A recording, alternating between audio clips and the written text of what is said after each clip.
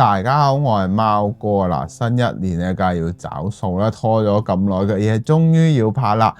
同埋咁啱今個月亦都冇太多車出啦，咁啊，梗係嗱聲拎出嚟講啦。咁啊，亦都多謝米高兄嘅耐心等待啦。咁啊，嗱，今集咧係一個經典車系列嚟嘅。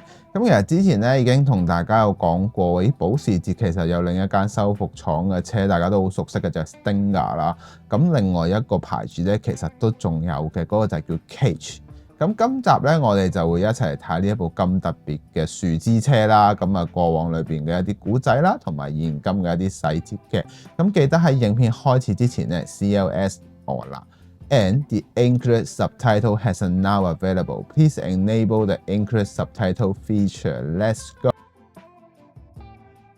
Cage Automobile GmbH 其實係一間德國嘅獨立汽車嘅服務商啦。咁創辦人咧 Roger 咧喺1992年嘅時候咧，亦都攞到高級嘅工匠資格啦。咁其後其實喺2010年嘅時候咧，全球對於老爺車嘅市場咧就激增啦，即係佢哋嘅需求激增啦。咁同時對於修復同埋改裝呢一啲經典跑車嘅需求咧，亦都開始越嚟越多啦，咁啊衍生出一啲修復嘅工廠啦，包括有 Stinger 嘅 Vehicle Design 啦，咁而家咧又再多一個選擇啦。咁其實咧佢哋都係會推出呢間 Cage 嘅呢間公司咧，會推出一個經典車系列叫做 Cage Retro 嘅。咁其實佢哋喺1994年咧，佢通常會攞1994年到1998年嘅保時捷993咧去作為藍本進行大量嘅強化以及修復啦。咁喺整體嘅結構上面咧，去盡量還原翻保時捷一如以往嘅外觀設計上面咧，再加入好多大量嘅現今科技，仲有一啲佢哋嘅自家設計嘅組件啦。咁全車呢一部車經過咗修復之後咧，亦都用上咗多達37件碳纖零件嘅。咁喺電池方面啦，亦都升級咗唔少啦。車身重量咧更加減咗100個 kg 嘅。咁啊，最大分別當然就係喺維修方面，即係佢哋維護嘅方面咧，比 Stinger 咧更加輕鬆同埋方便啦，令到全球嘅收藏家咧會多咗一個好好嘅選擇啦。好啦，我哋就睇下成架車嘅整體結構啦。好啦，我哋已經睇到成架車啦。咁其實嗱，首先啦，多謝米高兄先啦，借出呢一部咁經典嘅樹枝車啦。咁其實呢一部係 MY64嘅一部樹枝車嚟嘅。咁其實過往我接觸樹枝車嘅機會咧，可以話10隻手指，應該咁講5隻手指數得晒啦。多數都係大家借俾我去做開箱，我先可以了解到樹枝車嘅質感嘅。咁其實咧，一拎上手已經非常之鮮明㗎啦。咁呢一隻感覺咧，係真係樹枝車得天獨厚嘅一個質感嚟嘅，線條非常之幼細啦，顏色亦都非常正確。鏡面同光滑感都係一等一嘅水準啦。咁啊，大家會問我，喂，做乜唔甩個殼出嚟？我亦都話俾大家聽，我賠唔起嘅。咁所以咧，我都係安全起見啦。咁啊，連埋個底座一齊講啦。嗱，咁整體嘅車身結構嚟講係已經做到同真車非常非常之傳神噶啦。大量嘅金屬蝕刻件咧，可以話係令到成架車有一個整體嘅超級豐富嘅層次提升啦。咁其實呢一隻先講下顏色先啦。呢一隻顏色其實就係愛爾蘭綠色嚟嘅。咁其實大家如果仲記得嘅話，之前 Mini GT 咧已經出過一部愛爾蘭綠色啦。咁如果你話 Mini GT 係80半以上嘅話，我可以話呢一部車係99% 咯。咁車身上面咧擁有多項嘅金屬質感嘅刻畫啦，一啲細節嘅塗裝啦，即係例如有啲上顏色嘅部分啦，例如內籠嘅設計咧都可以話超級正啦。咁樹枝車成個質感咧摸上去，除咗有一種舒服嘅感覺咧，治癒感，即係呢種感覺咧，即係我都唔識點講啊！唉，呢隻色真係只可以咁樣講，屈晒機啦。但係咧，我都同自己講，我會好努力去追求呢一樣嘢嘅，向住樹枝車嘅嗰種光滑細緻感去進發嘅。咁當然啦，亦都咁講，合金車咧，當然就算做完黑線、做完全車加深之後咧，都係做唔到呢一種效果嘅。咁我會由頭講到落尾啦，我哋先從車頭嘅部分講起啦。好啦，我哋先從車頭嘅部分講起先啦。其實成架車頭咧非常之豐富。第一樣嘢當然就係指揮燈兩邊嘅一個蝕刻件嘅一個疏氣窿啦。佢嘅金屬質感非常之分明，亦都營造到嗰種好強烈嘅立體感啦。咁另外咧，亦都值得留意嘅部分，當然就係車頭冚咧有一條好輕微嘅，從反光位置見到嘅呢一個我哋叫好輕微嘅一條金屬線條啦，喺呢度刻畫得非常之工整嘅。咁同埋咧，亦都咁樣講啦，喺呢個頭燈嘅呢一條線咧，非常之幼滑嘅。即係呢種幼滑咧，即係指金屬車。當然你就話喂，金屬車都做到啦。咁其實咧，你望真啲係真係有落差，係即係有啲唔同。即係呢個係樹脂車，所以營造到嗰種我哋叫做蜻蜓點水得嚟，我又令到佢過目不忘嘅感覺咯。咁呢一個咧就係樹脂車可以俾到我最大嘅震撼點啦。咁第二點咧，當然就係前泵把嘅呢一個部分咧，亦都係用上咗一個一體式嘅一條金屬嘅鐵線啦。我哋叫做即係佢鐵嘅質感非常之強烈，因為始終佢係蝕刻件咧，佢夠做到咁薄。而且咧冇任何嘅毛邊咧，呢啲可以話係佢哋 MY 工廠嘅功力嚟嘅。咁第三樣嘢當然就係碳纖泵把嘅位置啦，即係嗰個頭鏟少少嘅位置啦。咁講少少啦，全車咧，例如沙板啦、頭泵把啦、尾泵把啦，你可以見到肉眼嘅地方咧，佢全部都換上咗碳纖嘅，所以一啲都唔可以睇少呢架車嘅。另外最重要嘅當然就係Cage 佢哋自己嘅獨有嘅設計嘅一個自家設計上下半截嘅呢一個我叫做 LED 燈啦，咁佢呈現到咧係可以同真車嗰個一模一樣嘅，上面有個大燈膽，下面有一條橫線，用放大鏡睇可以話係真係即係屈機啦，即只可以咁樣講。另外啦，嗰種幼滑感，即你要明白嗰種細膩啊，即係。樹脂車同金屬質感嘅嘢碰撞埋一齊咧，嗰種感覺唔會係話好似硬橋硬馬嘅感覺，佢係令到你有一種好柔和嘅感覺啦。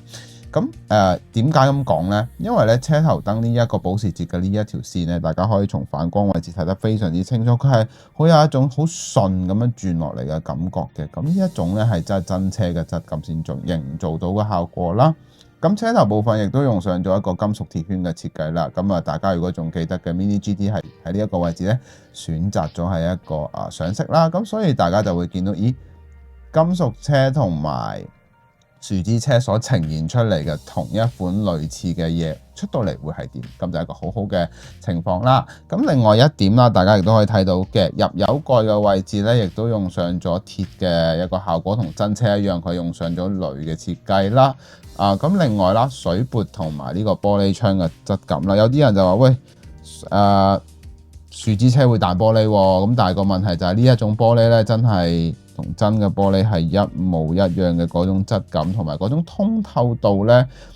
我可以咁樣講，膠件可以做到80%啦，咁但係始終咁薄，因為你始終有光嘅折射咧，做出嚟會爭好遠嘅。咁水撥位置亦都非常之立體啦。咁嗱。見到咧車玻璃窗嘅周邊邊框位置咧，除咗有金屬嘅蝕刻件之外咧，一條好幼嘅金屬嘅膠水黑線咧，呢啲位置亦都係有俾到你嘅。咁所以咧，你話哇，真係唔攞油自可，一攞真係好鬼毒。係啦，咁好啦，我哋又講下車側嘅部分啦。好啦，嚟到車側嘅部分啦，咁其實成個車側咧可以話用一個新酒舊樽嘅設計，因為佢所有嘅還原工廠咧，佢哋都係想盡量喺一個唔破壞原本嘅設計上面擁有一啲少許嘅改變啦。咁整體嚟講，全部個零件咧都用上咗碳纖嘅喺裏邊嘅呢一啲零件嘅結構上面，包括車門啊、車門內側位置全部用上咗碳纖嘅。咁樹脂車較為優勝嘅地方咧，當然就係喺後沙板嘅部分咧，呢一個立體嘅反光紋理咧。即係大家留意呢一個位置，我轉輕轉一轉，大家會見到可以好慢角度咁轉咧，會見到佢嗰種我哋叫流暢感啦。因為有陣時候咧，我哋成日都話車漆做得靚唔靚，你就睇佢轉出嚟個反光位置做得靚唔靚，就可以睇到個車身線條啦。大家可以見到好明顯地嗰個流線嘅感覺咧，真係真係頂你個肺，真係搞唔掂，好靚，係啊，簡直係完美嘅。咁啊嗱，另外一點啦，車轆嘅位置咧，亦都有營造咗金屬鐵圈嘅質感啦，裏邊每一粒窩釘咧都睇得非常之清楚。嗱，呢一個咧亦都係 Cage 佢哋自行開發嘅一套車鈴嚟嘅，裏邊嘅鮑魚以及鮑魚碟咧，亦都係經過咗特別強化嘅。我記得啦，睇翻資料咧，佢嘅剎車碟係碳纖嘅，鮑魚係用上咗佢用我記得佢係用 Brembo 去改出嚟嘅，所以就非常之特別嘅。咁另外啦，亦都可以從後面嘅較為後面嘅質感，亦都可以睇到咧，車嘅玻璃窗後面咧係有兩個好靚嘅喇叭嘅質感啦。咁呢一度咧，佢哋除咗喺外觀上面強化咧，喺內部嘅結構咧亦都唔會馬虎嘅，亦都用上咗呢個德國嘅呢個名廠音響啦。咁啊，而且經過咗呢一個表達之後，睇得非常之清楚，同埋佢嘅質感亦都相當之豐富嘅。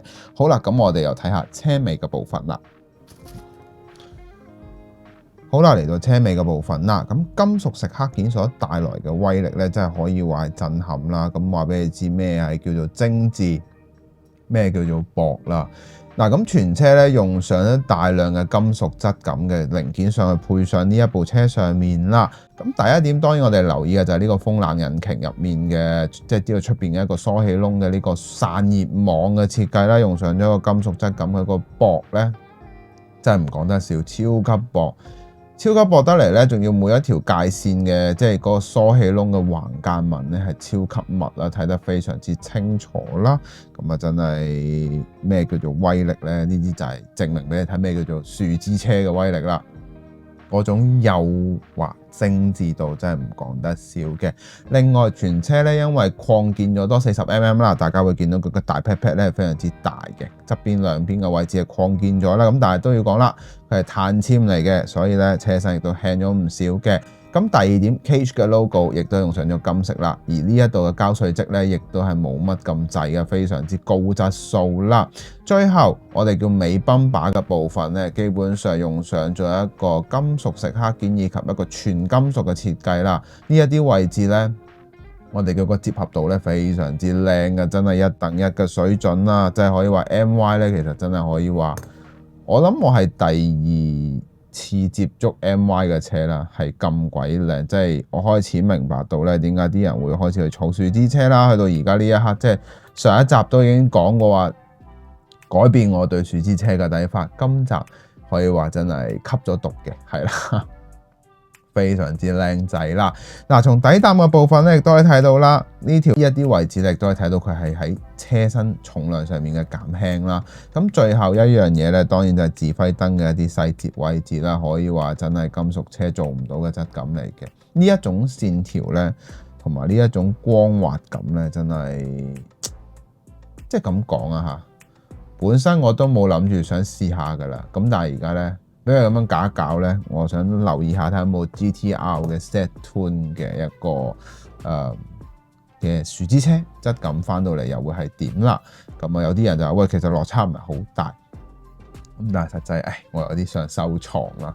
咁啊大家有興趣可以推薦俾我啦，係啦，喺留言話我知有邊一個牌子嘅 GTR 老樹脂車係靚仔嘅。